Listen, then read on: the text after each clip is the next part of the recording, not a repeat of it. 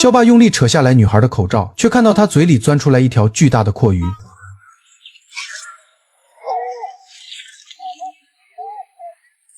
王新宇口中为什么会长出来阔鱼呢？原来在抢夺雪玉果的那天，王新宇还没来得及参与其中，陈俊宏就出现在厕所里，眼看着装雪玉果的罐子滚出去，施丽琼想要冲过去抢到手，却被赶过来的陈俊宏狠狠暴揍了一顿。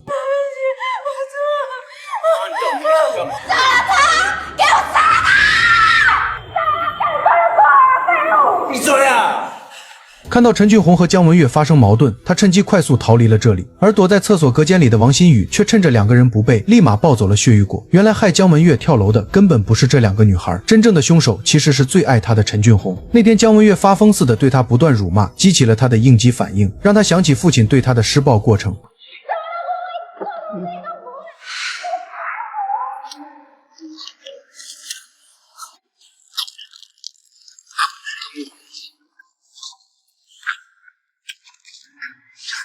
跟他不一样，跟他不一样。从那之后，陈俊宏就活在了深深的自责中。他拿出匕首，暗暗发誓，一定要解决掉欺负过姜文月的两个女孩。偷偷吃下雪玉果的王新宇，脖子里也开始疼痒难耐。坐在隔壁的陈书亮发现了他的异常，之后事情变得越发不可收拾。王新宇嗓子疼痛的说不出来话，只有再次吃下雪玉果才能好受一些。他为了守住秘密，开始每天佩戴口罩上学。赵佳琪妈妈每次想起来跟姜文月妈妈一起到河边投毒的事情，总是感到很不安，于是独自来到王新宇家，送给来一些吃的，还特意叮嘱男人不要再到河边钓鱼，那里的池水不干净。可他却不知道，哑巴父亲已经钓到很多鱼放在冰箱里。趁着王新宇放学，陈俊宏蹲守在角落里，等到女孩经过，立马穷追上去，一直追到他家里。哑巴父亲拼尽全力保护女儿，却也遭到陈俊宏的毒打。可就在这时，爸爸突然发作，止不住的颤抖着，吐出很多白沫。送进医院时才知道父亲已经中毒太深。赵佳琪很担心好闺蜜，可是当她靠近时，王新宇只是做出来一个手势就快速跑走了。赵佳琪不知道发生了什么，只能满脸担忧地看着他离开。两个人的隔阂也越来越深。王新宇回到家里，看着空掉的玻璃罐，有些不知所措，里面的雪玉果都被他吃光了，家里却到处爬满了蠕动的阔鱼。可这次模拟考成绩出来，王新宇却考进了冲刺班，而最后一名的施丽琼却因为成绩太差被学校开除了学籍。可就在这时，学校再次响起警报声，陈书亮震惊地跑到窗口，向丛林深处眺望。这次分明不是他放的火，又是谁烧掉了最后一片雪玉果树？在老师的安排下，所有人戴着口罩快速逃离回家。赵佳琪想要陪闺蜜放学后去医院探望她父亲，却发现他早就冲出学校逃回了家。可王新宇好不容易强撑着走到家附近，却再次遇见了疯狂的陈俊宏。他焦急下只能跑进丛林深处逃命，却意外发现了黑衣少年的踪影，毫不犹豫地紧跟上去。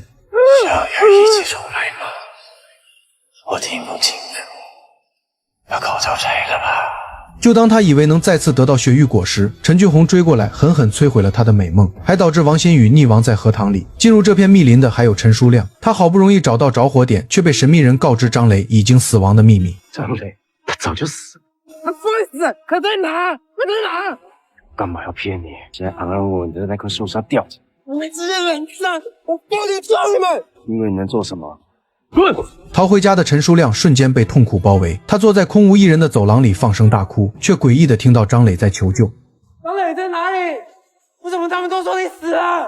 你快一点就可以看到我。是要一起离开吗？一颗巨大的气球人头突然出现在窗外，不停疯狂撞击着窗户。随后大风来袭，气球人头随风飘远，慢慢消失在陈书亮的视线里。他忍不住探出头看向窗外，想验证刚刚的鬼怪是否已经离开，却忽视了危险。这时楼顶突然放出来一条绳子，牢牢套住他刚刚伸出来的头颅，用力向上拉拽过去，直到他彻底失去了反抗力。他再次醒来时，却发现刚刚只是一场幻境，窗外没有任何鬼脸，脖子里也没有套紧的绳索。陈书亮突然意识到不对劲，根本顾不上管跟过来的施丽琼，想要到学校里一探究竟，却迎面看到飞奔过去的班主任，于是赶紧跟过去想知道发生了什么，却看到刚刚被捞上来的王新宇。陈俊宏突然无比思念姜文月，于是拿起来雪玉果，像是吃糖豆一样不管不顾倒进嘴里，哪怕果子在口中爆裂喷洒出去也在所不惜。他此时此刻只想见到心爱的女孩。当他被人从沉睡中叫醒时，终于看到了心心念念的姜文月。他坐在书桌上摆着双腿，陈俊宏被面前的一幕彻底震惊到，面对女孩他是又爱又怕。不过当他躺倒在怀里那刻，所有的情绪都被慢慢抚平，心里的愧疚也在随之消散。为了重生的女孩，他什么都可以去做。他们两个就把目标锁定在冲刺班中。王新宇这垃圾，凭什么考上冲刺班？冲刺班里有我们两个就够了。放心啊，他去不了。而那些优秀的学生们正在诡异地歪着头准备进入冲刺班里，他们两个却拿着铁锤对照名单，把冲刺班的学生们一个又一个抡倒在地。